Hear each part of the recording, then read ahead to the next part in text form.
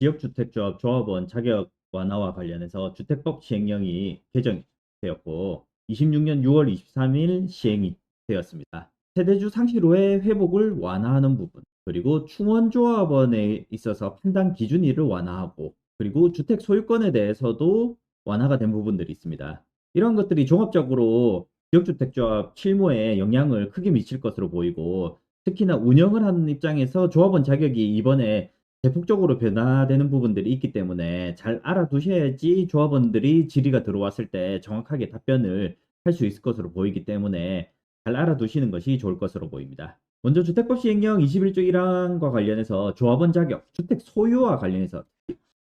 분양권 당첨과 관련된 내용이 변경이 되었습니다. 종전에는 주택을 소유하는 부분에 있어서 국토교통부령으로 정하는 지위에 있는 경우에 이를 포함해서 판단을 하도록 되어 있는데 해당 부분이 삭제가 되었습니다. 그래서 이 지위에 있는 문구라는 것이 삭제가 됐는데, 이것은 종래에는 아파트 청약에 넣어서 분양권에 당첨만 된다 하더라도 당첨자 지위를 바로 획득하는 게 되어서 1주택으로 계산이 되고, 그래서 기존에 1주택이 있는 경우에 있어서 분양권 당첨이 되는 경우에 있어서는 2주택으로 인해서 저번 자격을 상실하는 경우들이 있었습니다. 특히나 이 당첨자 지위는 분양 계약을 체결하지 않는다고 하더라도 당첨자 지위는 취득한 것이 되고, 특히나 법제처 같은 경우에 있어서는 당첨을 된 상태에서 분양 계약을 체결하지 않는다 하더라도 이 당첨자 지위는 계속 유지가 되기 때문에 그 이후에 1주택을 실거주하기 위한 1주택을 구입을 하게 된다 하면 최종적으로 2주택이 되기 때문에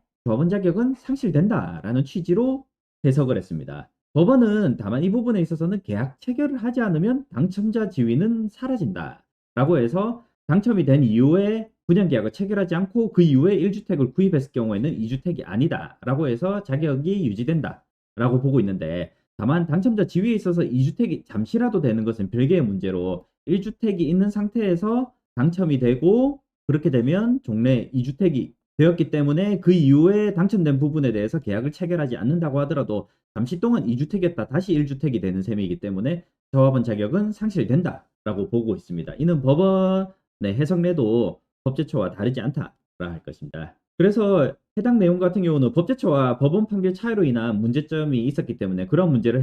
해결할 뿐만 아니라 분양권을 계약하지 않는 경우들이 종종 있는데, 분양권을 미계약한 부분에 있어서도 주택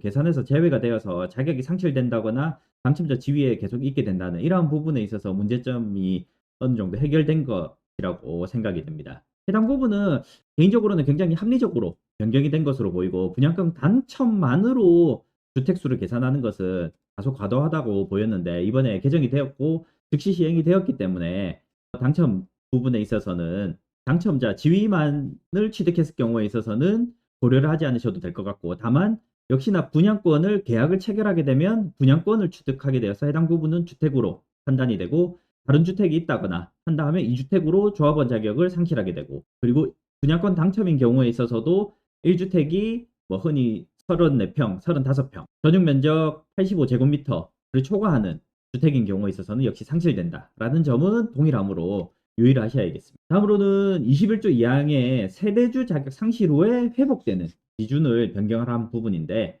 주택조합의 조합원이 근무, 질병치료, 유학, 결혼 등 부득이한 사유로 세대주 자격을 일시적으로 상실한 경우에는 시장, 군수, 구청장이 인정하는 경우에 조합원 자격이 있는 것으로 본다라고 되어 있는데, 이것을 개정을 해서 상실했다가 재취득한 경우로서 시장, 군수, 구청장이 인정하는 경우에는 조합원 자격이 있다라고 해서 일시적 상실에서 상실 후 재취득으로 요건을 좀 명확화할 것입니다. 이 부분에 있어서는 기존에는 상실한 다음에 재취득이 필요 없었냐라는 부분에 있어서는 분명히 유지를 하려고 하면 이걸 인정해달라고 하는 경우에 있어서도 무조건 재취득을 했기는 했는데, 이것을 재취득한 경우라고 해서 재취득이 필요하다는 것을 명확하게 했다 할 것입니다. 다만 이 부분에 있어서는 부득이한 사유가 있어야 되고 시장, 군수, 구청장이 인정하는 경우여야 된다라는 점에 있어서는 기존과 동일하다 할 것입니다. 다만 이 기존의 경우에 있어서는 일시 상실이기 때문에 이와 관련해 가지고 굉장히 짧은 기간, 뭐 두석 달 이내로만 인정을 해주는 경우들도 있었지만, 상실했다, 재취득하기만 하면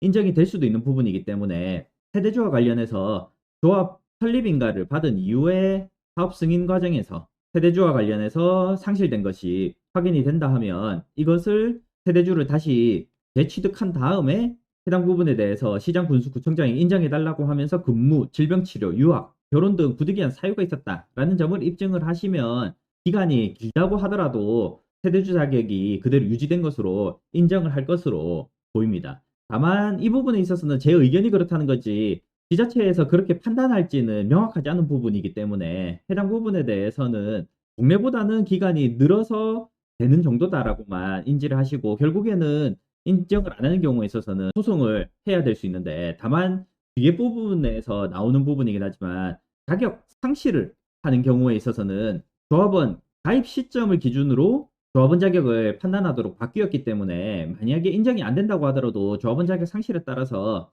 새로운 조합원으로 충원해서 대체하는 형태를 또 방법을 한번 강구해 볼 여지가 생겼다 할 것입니다. 이와 관련해서 주택법 시행령 22조 2항에서 충원조합원 자격 판단 기준일을 변경을 했는데 추가 모집 조합원 같은 경우는 조합 설립인가 신청일로 되어 있고 이거는 종전과 동일하다 할 것입니다. 그런데 충원조합원 같은 경우는 조합 가입 신청일로 새로운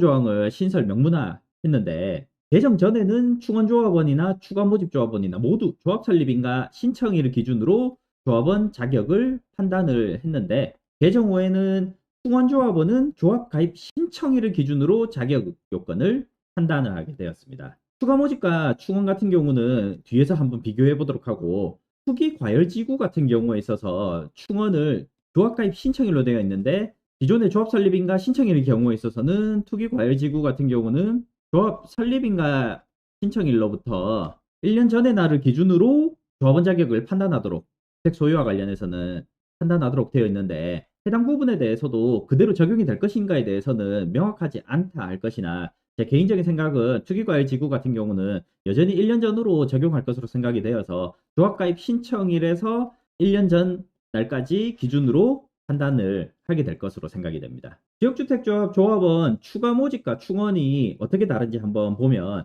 우선 조합원 추가 모집 같은 경우는 해당 지자체의 승인을 받아서 진행을 하면 되는데 조합원 수가 주택건설 예정 세대수를 초과하지 않는 범위 내에서 시장군수구청장으로부터 국토교통부령 기준에서 추가 모집 승인을 받으면 되는데 다만 이 추가 모집에 따른 변경인가 및 승인 기한은 사업계획 승인 신청일까지만 하도록 되어 있기 때문에 결국에는 조합 설립 인가를 받고 그 이후에 추가 모집을 승인을 신청을 해서 추가 모집을 한 이후에 사업계획 승인 신청 전까지 변경을 하면 된다라고 보면 될 것인데 충원 같은 경우는 조합 설립인가 이후부터 사업계획 승인 준공 전까지 언제든 충원이 가능합니다. 그런데 이 충원 같은 경우는 별도 요건이 있는데 먼저 조합원의 사망, 또 사업계획 승인 이후에 입주자 선정 지위를 변경하는 경우들이 있는데 양도나 증여, 판결 등으로 인해서 바뀌는 경우인데 이 양도가 포함된 것이 굉장히 중요한 부분이고 또한 탈퇴 등으로 조합원 수가 50% 미만으로 감소된 경우에 있어서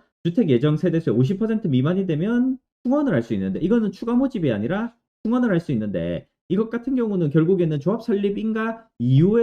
이후에서 사업계획 승인 전까지는 추가 모집이 가능하기 때문에 충원이 아니라 추가 모집을 해라 라고 이야기할 수도 있을 것 같은데 조합에 따라서는 해당 부분은 충원으로 진행하겠습니다 라고 해가지고 이 부분 두 가지가 이 조합 설립인가에서 사업계획 승인 사이에서 벌어질 경우에 있어서는 지자체에서 추가 모집을 요구할지 충원으로 가능하다고 할지 이 부분이 정리가 필요한 부분이 생기지 않을까 생각이 되는 부분이 있습니다. 그리고 부적격자로 판명되어서 자격 상실한 경우에 있어서는 충원이 가능하고요. 그리고 사업계획 승인 중에 예정 세대수를 변경을 해서 50% 미만이 된 경우에 있어서도 충원이 가능한데 이런 부분은 거의 없기 때문에 사실상 이 네 가지가 큰 부분이랄 것이고 앞서 얘기해드린 것처럼 양도, 본인의 의사에 의해서 양도를 하는 경우도 충원에 포함이 된다라는 점에 있어서 양도를 하는 경우에 있어서도 이제 조합 가입 신청일을 기준해가지고 자격을 판단하기 때문에 양도자를 구하는 것이 상당히 원활해졌다 할 것입니다. 그리고 자격 상실, 기존 같은 경우도 여전히 자격 상실의 경우에 있어서는 충원에 포함이 되고 있는데 자격 상실 같은 경우는 자격 상실에 따라서 변경 인가를 받아서 인원을 줄인 경우 예를 들어서 100명이었다가 99명이 되었다가 다시 충원을 해서 100명을 만들겠다라고 하는 것은 불가능하고 100명에서 99명으로 변경을 하기 전에 사람을 충원을 해서 그대로 100명을 유지하는 형태는 가능하다 할 것입니다. 그 경우에 있어서 조합원 자격과 관련해서 가입 신청일을 기준으로 판단을 한다는 것이기 때문에 자격 상실자가 발생한 경우에 있어서도 즉시 조합 설립 변경 인가를 할 것이 아니라 충원자를 구한 다음에 변경 인가를 받을 것인지, 충원자가 최종적으로 없고 일반 분양으로 전환을 할 것인지 명확하게 조합 내부에서 결정을 한 이후에 조합 설립 변경 인가를 하는 것이 좋겠습니다. 그리고 조합원 사망 같은 경우에 있어서는 상속인의 경우에 있어서는 자격 요건과 무관하게 상속인 지위를 승계가 가능하다라는 것이 주택법 시행령에 나와 있습니다. 그런데 상속인이 아닌 경우에 있어서는 기존에도 조합 설립인가 신청일을 기준으로 했는데 이번에 개정을 통해서 조합 가입 신청 설립인가가 아니라 조합 가입 신청일을 기준으로